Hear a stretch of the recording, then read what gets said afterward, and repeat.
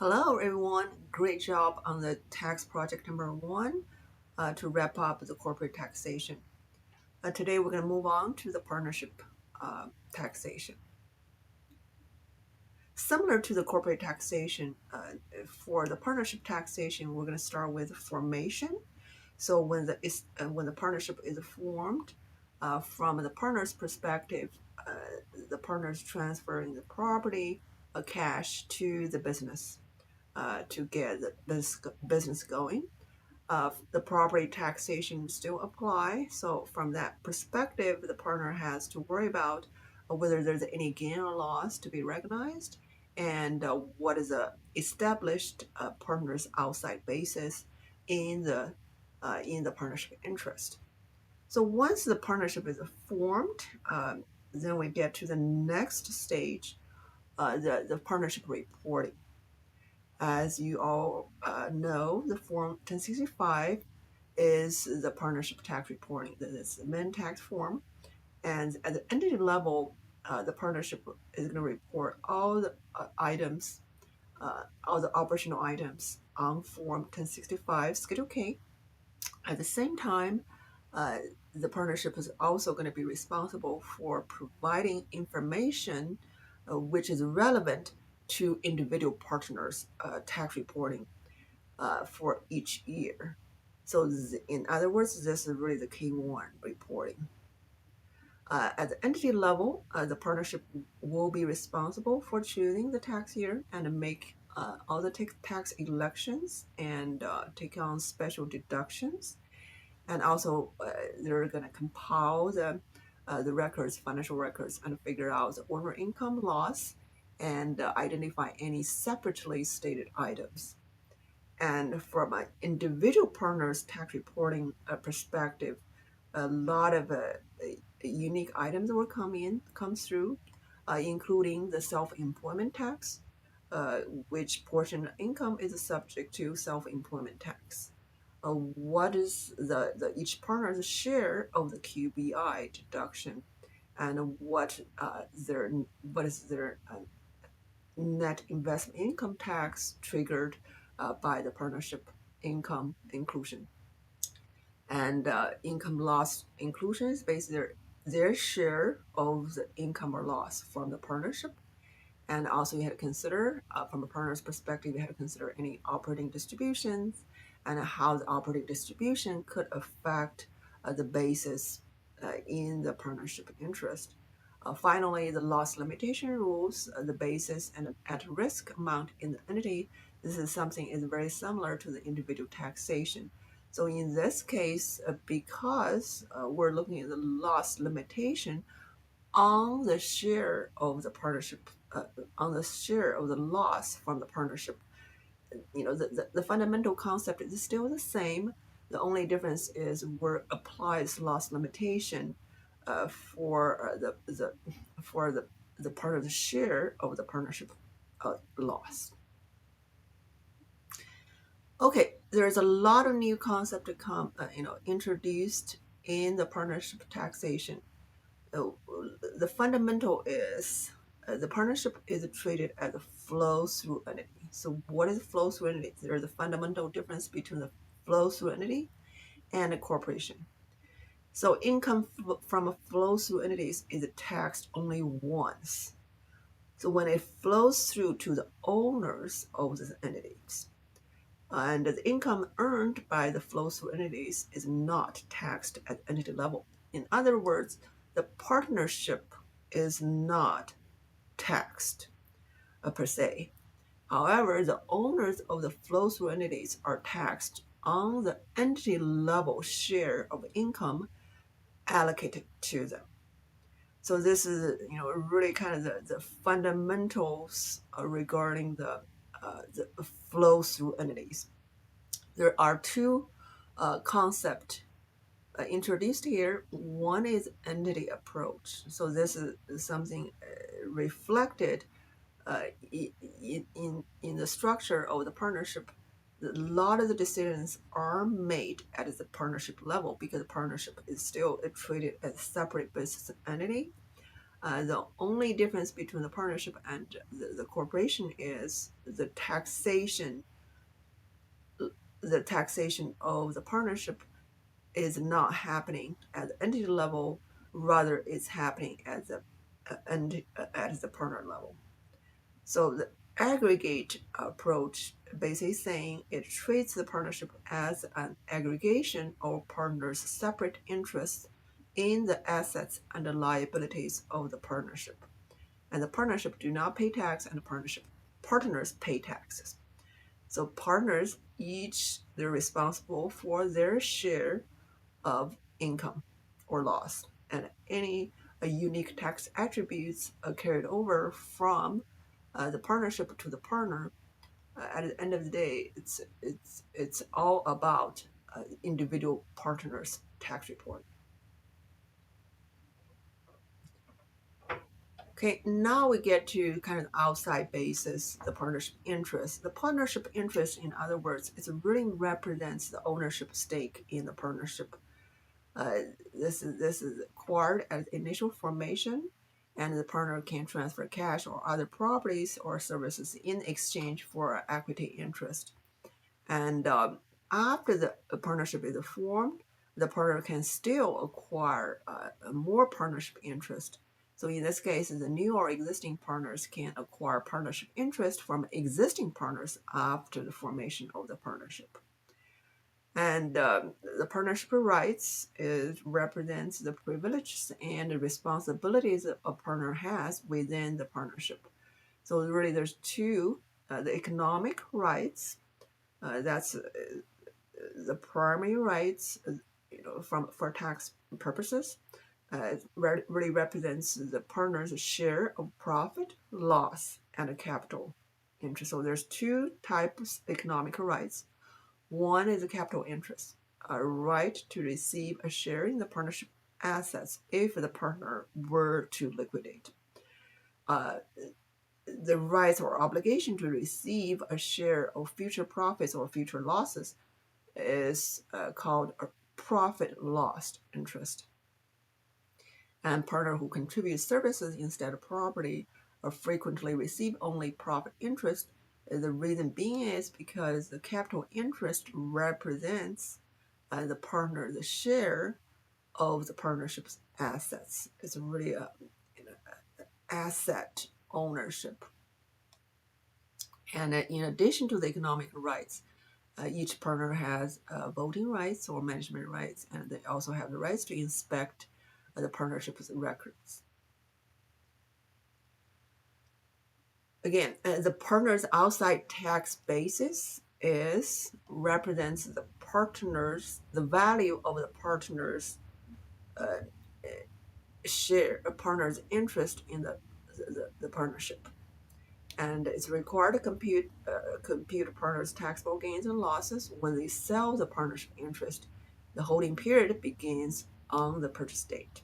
So this is therefore the partner's outside tax basis is very similar to individual's basis in capital assets or in a property. This will become a big deal when the partner get rid of uh, these assets. So the amount of outside tax basis is equal to the cash contributed plus the tax basis of the property contributed and or any partnership debt allocated to the partner. So those are the three big components. So when you get into the homework, you will see there's a lot more intricacy, uh, especially it gets to the debt. When we're dealing with non-recourse debt or recourse debt, and the tax basis of a property contributed generally is a carryover basis, and the partnership's basis in its assets is its inside tax basis because the partner actually indirectly owns all the assets held within the partnership. So from a partner's perspective, essentially they also have their share of the partner's basis in its assets. So this is partner's share of the inside tax basis. So which is very different from the partner's outside tax basis. When we get to more homework, you will see what is the fundamental difference between the two. But for now, just keep in mind the partner's outside tax basis and inside tax basis are really representing two different things. Okay, from a partnership formation perspective, generally speaking, there's no gain or loss recognized, and all the gain or loss are deferred to future years. And there's exception is when the partner contributed property secured by debt, recognize gain when the debt relief exceeds the partner's basis in the partnership interest before debt relief. That's the only exception when the partners requires to recognize a gain. And the initial tax basis of the partners contributing to the property is equal to tax basis of the contributed property minus the liability securing the contributed property plus the partnership liabilities allocated to the contributing partner and plus the gain recognized by any contributing partner. So this again, this is the outside basis calculation uh, for any partners who contributing property in addition to cash.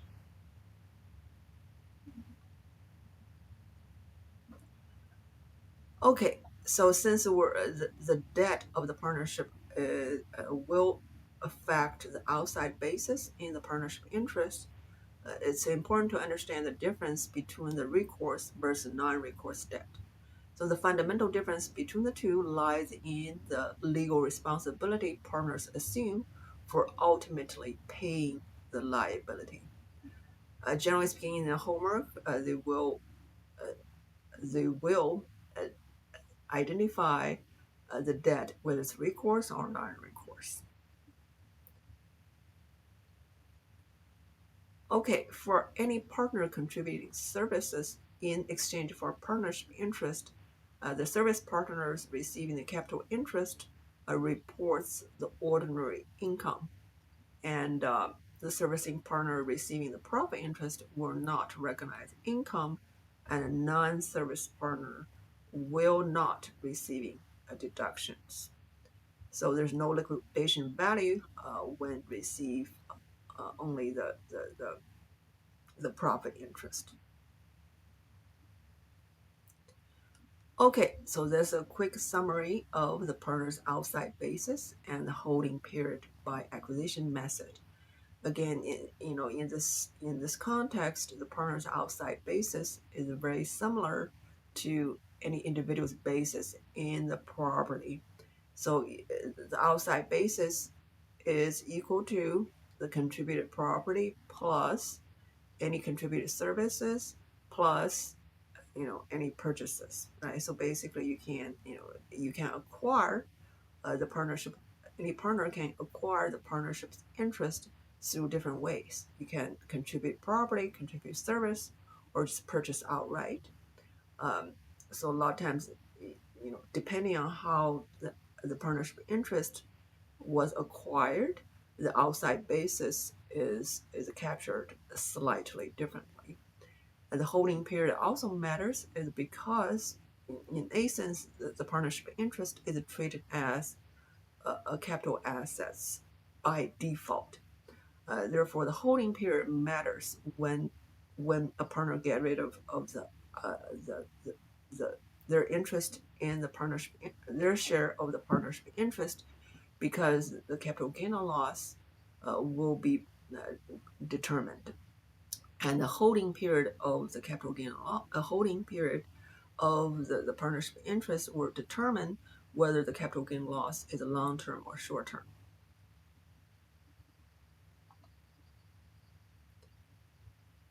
Okay, now it gets to the Form 1065, the partnership reporting. Those are our information items, and when we get to the tax project number 2, you will have a chance to complete a Form 1065 based on a scenario. Uh, you will have a deep dive on the Form 1065 instructions and the structures. So I'm going to skip this very quick here. This is all information only. You can read on to it. So it's pretty straightforward. Now we get to the reporting the results of the partnership operations, which for from a partnership perspective, they are required to reporting the owner income loss plus the separately stated items. So why the items are separately stated when you start looking at the Form 1065, it will be much will be become very clear to you why. It's because the separately stated items normally are has holds a unique tax attributes, and those items could change the partner's tax liabilities according to each partner's unique situation. For example, the capital gains, Section 1231 gains losses, qualified dividends, and the rental income loss. All those unique items uh, which will be flow through to each partner depending on the partner's unique tax situation. Those items will be taxed differently. And the guaranteed payments represents any fixed payment amounts paid to the partners regardless of the profit or loss earned by the partnership. This is treated as ordinary income by partners receiving them and generally deducted in computing a partnership's ordinary income or loss for the year, and also as anything separately stated to the partners receiving the guaranteed payments.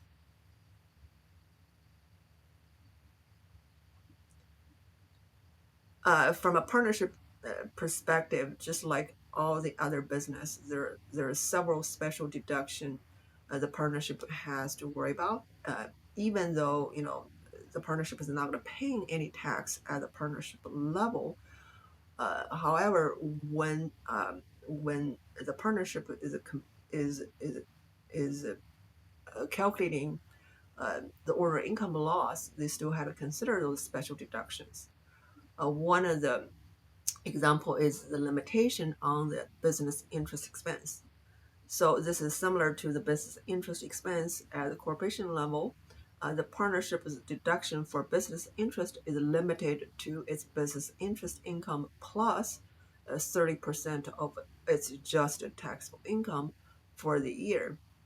Any disallowed interest will be allocated to the partners, reducing their tax basis in the partnership interest and available to the partner as a deduction at the partner level to the extent that the partnership allocates them any excess business interest expense limitation in future years. Again, this limitation only applies to the partnership with average uh, annual gross receipts for the prior 3 years greater than $30 million. This number could be changed every year, and this number is indexed for inflation. So it's a special deduction happened at the partnership level. Any disallowed business interest expense will carry over to the partner. And for self-employment tax, depending on whether the partner is a general partner or limited partner or LLC members, there are different rules applied regarding the self-employment tax. Again, this self-employment tax is determined at the partner level.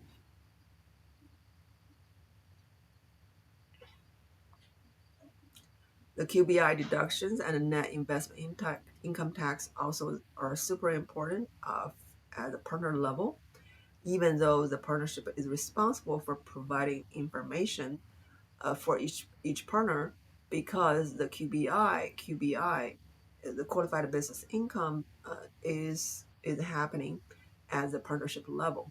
So the partnership needs to figure out the QBI deduction and for each partner, and they're going to provide the information on the K1. The net investment income tax on the investment income items from the partnership also need to be separated.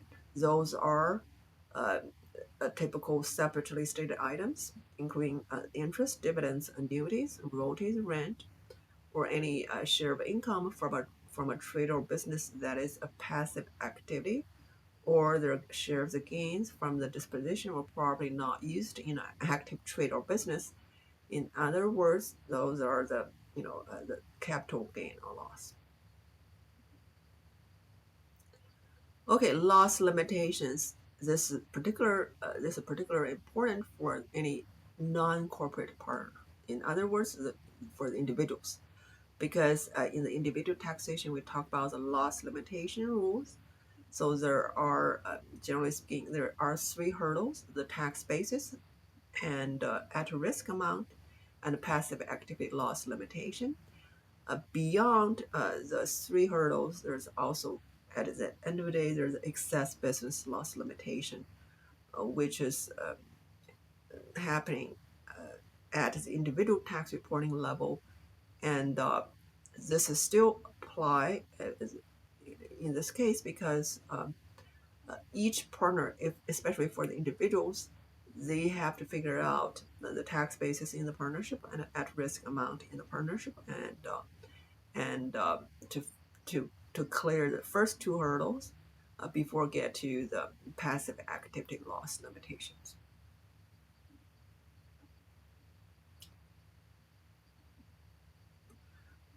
Because the partners will recognize their share of partnership's income or loss for each year, and therefore the partner's adjusted tax basis in the partnership interest will also be adjusted accordingly each year. So this is a slide's basic capture. All the different items goes to the partnership's basis in the partnership interest. Any cash distributions from the operating partnerships will be uh, not be taxed because the partner already recognizes income or loss during the year.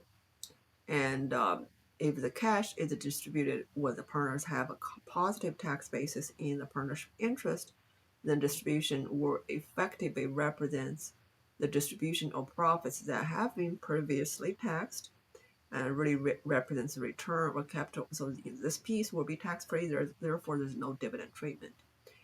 Second is the return of capital previously contributed by the partner to the partnership, as well as the distribution of the cash the partnership has borrowed, or some combination of the three.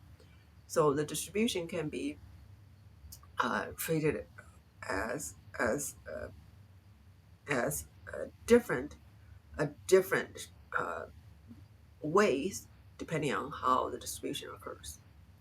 And the cash distributions in excess of the partner's basis are taxable and are generally treated as a capital gain. Okay, so that's all for chapter 20. And I'm going to bring back this for the Excel template here. There's a lot covered in chapter 20. There's lots of reading. There's lots new concept because we're getting into a brand new chapter, the flow through entities.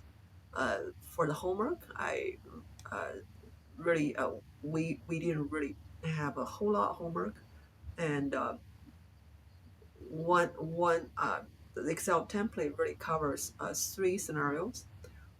One is we're looking at the partnership formation uh, for you to calculate the partner's initial tax basis in the partnership interest, so you can have an idea how the outside basis is calculated.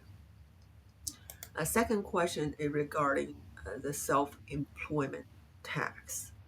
The self-employment tax is really the key here is to capture what is the basis, what is the tax basis, a tax base for self-employment tax, depending on whether the partner is a general partner or limited partner, or is just a member of LLC.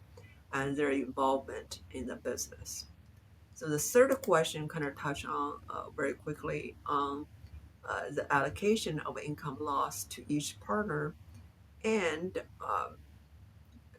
the self-employment plus the partner's outside tax basis updates, uh, considering the partnership operation. Those are really a partnership operation and a basis updates.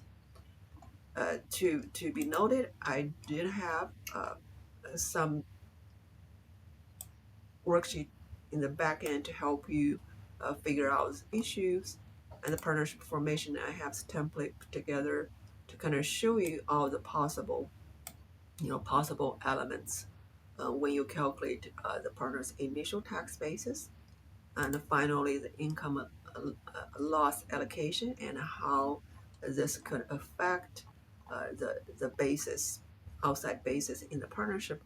Also, there are some template out here for you to review, and there's a lots of information covered in chapter 20. However, from a calculation perspective, we're only going to focus on the operating, the partnership formation and the self-employment tax and the operation distribution and income, not necessarily income operation.